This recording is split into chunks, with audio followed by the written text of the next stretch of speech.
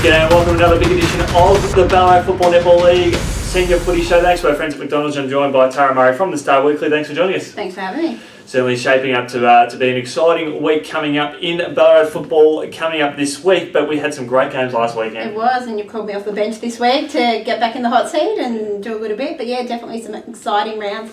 And obviously, I think the biggest one was seeing Macedon get their first win of the season, so sort of brought Melton's house back down to earth, but a big match up there for the Lions. Yeah, you're absolutely right there, and that's the first game we'll talk about. Macedon winning their first game of the season over at City Oval, taking down Melton South. What a victory it was for them. It was, obviously, the first three quarters. Look, Melton South was still in the game. They were trailing, but were still in the game. Then a 7-1 goal final quarter by Macedon sort of sealed the win. So that was massive for them. Obviously, we're not used to seeing Macedon down the bottom of the ladder. They've been up in the finals contention. They did obviously lose a lot of players over the off-season, but for them, that's massive. Lachlan McLean kicked 8 goals, in a best-on-ground performance and was the star for them. For the Panthers, it was Lachlan Watkins, who has been acting captain. I think he's just 21, so he stepped up as acting captain, and from what I believe last week was called up to the Coburg VFL squad as well. So it's been a big week for him, but obviously a disappointing result for the Panthers. Yeah, definitely disappointing there, but they go from winning their first game 1 week to being involved in Macedon winning their first game the following week. So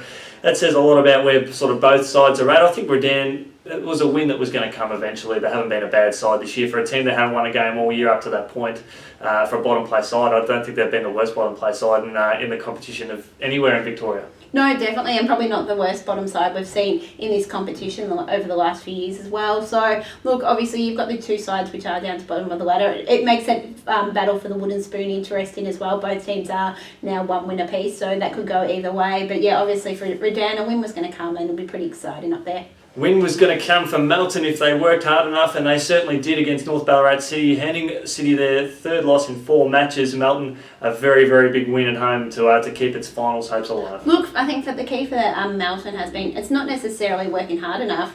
It's what they've got. It's what they're doing when they've got the ball. So I actually spoke to Aaron Timms after their win, and he said the biggest difference between the start of the season when they started on fire and the last few weeks has been their disposal. They've been giving the ball back to the opposition and making too many turnovers at crucial periods and letting the opposition score goals. They were a little bit better with that on the weekend, which saw them manage to get back on the winners list after I think it was 3 losses possibly in a row.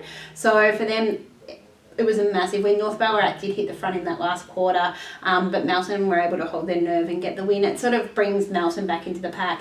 You've got not much. I think there's nothing between 3rd and 8th at the moment, and North Ballarat City is 3rd, so they did have an opportunity to sort of put a break on these other sides. But now they're back in the pack, and every win's vital with such a close competition. You're spot on there, and for City, a disappointing run for them.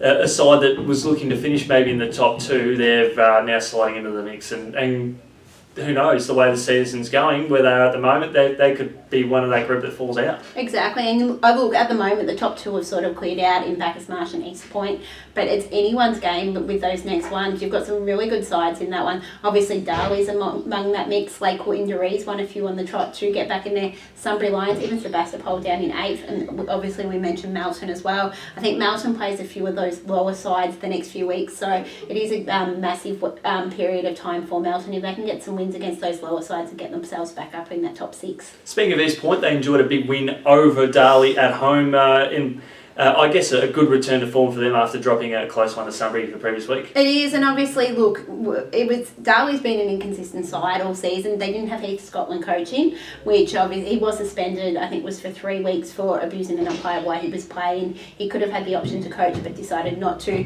It's been a big couple of weeks down there, so they had Dan Roy and Travis Minns coaching there, but East Point dominated all game. They had 16 more scoring shots, absolutely dominated, and it showed on the scoreboard. And you look at it, you go, you had Bryson McDougall kick 4 goals for a 3rd straight week. You had Clay Bilney was named their best, and it keeps the pressure on the top sides. Obviously, Bacchus is top, but East Point I think is only a percentage behind, so keeps that pressure on and for that top spot. And East Point has pushed Bacchus in their only encounter earlier on in the year as well. So it's certainly shaping up to be a good run for that side. It was great to see his point up there at the top end of the ladder. It is, yeah, definitely, and they're one of the two sides that has cleared out. Darley's in that pack of sides that we just spoke about. Finals aren't guaranteed for them. I think pre-season, if they had their best team on the park, you'd think, yep, possibly go back into the grand final and go back to back. But they've had injuries, had inconsistencies. They've been up and down with their form. Who knows what's sort of going to happen with the Devils? Yeah, exactly. But the upside for them is that it was only 12 months ago where they were sort of middle of the range, and then they had a good late run towards the finals and ended up winning the premiership. So, you can't really, sort of make a great judgment on where they are. But I guess the injuries at the moment, they're going to be hard to get back. Look, I think they still will make finals, and obviously and it's about getting in finals and they can show what they can do, but they need to start finding some consistent form. Spot on there. The next big game, Lake Windaree taking down Sunbury Lions. The Lakers winning back-to-back games for the first time since rounds 2 and 3. Yeah, and obviously you look at it was a 10-point game. From what I can gather, the conditions weren't great up there. Correct. I think after the netball it started to hail and blow a gale and that sort of thing. And obviously for the Lakers, it is important for them. They've won 3 out of the last 4. Their last 2 matches, they've defeated Sunbury Lions and Bacchus Marsh. So they've been inside that are in that top 6. For Sunbury Lions, it's probably another disappointing loss. They've played 3 games in Ballarat for 3 losses. So they still do have one more game up. They do play Redan up there, so that is a must-win for the Lions. But they have struggled up in Ballarat, which probably were concerning when most of your finals are played in Ballarat as well. Look, the Lions were in the game, but in the end just couldn't get the win. Yeah, it's just games where they probably should be winning as well. Yeah, and that's it. They need to be winning these games if they want to be playing finals. They have been able to win at home. I think their only other loss came at Bacchus Marsh.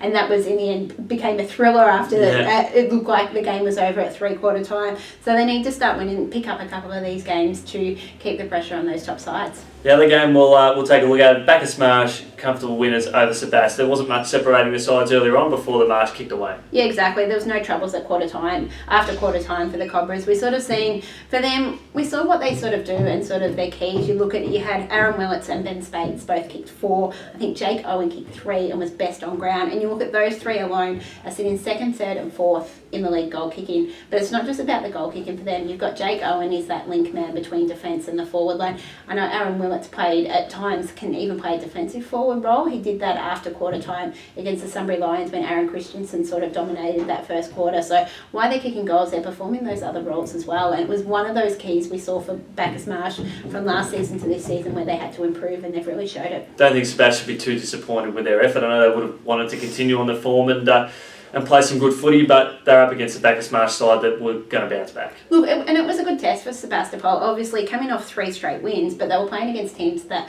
were outside the top 6. I think they were Redan, Melton and Melton South. This was a lot different test for them, and obviously they've fallen short, but it gives them a good indication of where they sit. Certainly gives us a good indication of just how this ladder is shaping up. It's shaping up to be an exciting round. Thanks to our friends at McDonald's. Thanks to you, Tara, for jumping on board, and we'll look forward to catching up with you later on in the week. Thanks for having me.